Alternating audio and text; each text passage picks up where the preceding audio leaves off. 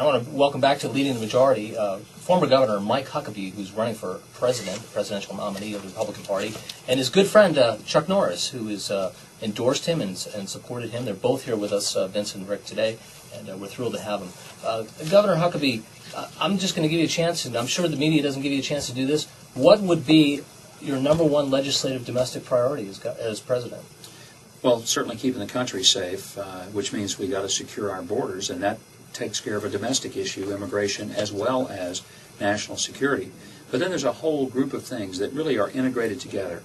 It would include things like making sure that we start challenging the healthcare system in this country, putting it right side up, focusing on preventive health rather than just intervening with very, very sick people.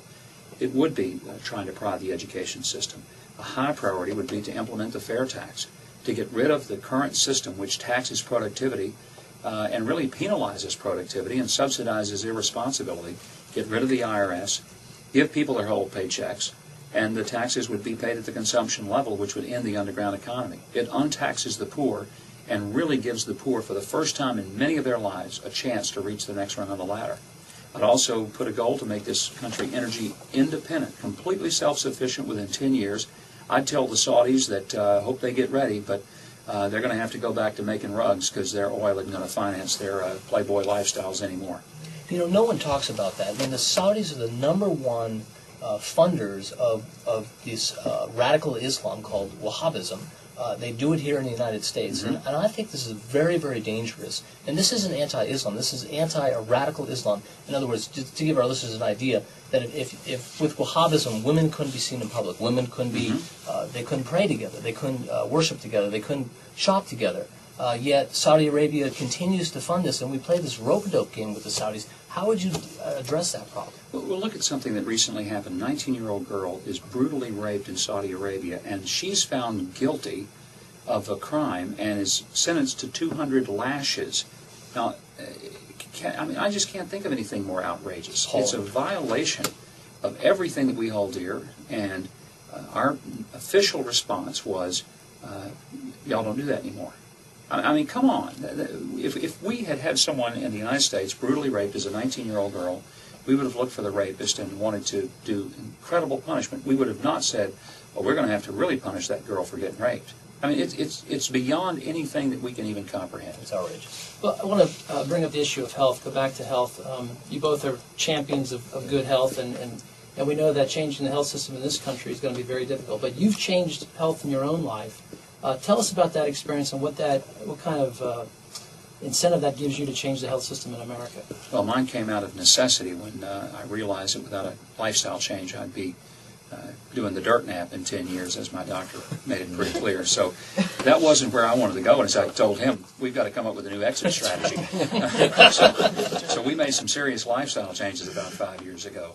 But we've got to start doing this with our kids. And I'll tell you, what Chuck Norris and his wife Gina are doing with kids in their Kickstart program is exactly the kind of thing that not only helps kids with self-esteem, but it's the kind of program that could help give kids the physical activity that they're not getting in today's world. Kids aren't going home and playing in the yard and riding bicycles and playing baseball in their neighborhoods. Kids are going home, parking themselves in front of some type of screen, whether it's Game Boy, video, computer, and we've got to change it. What Chuck is doing with Kickstart is the kind of thing that if I were president, I'd want to see that in every community, in every kind of school.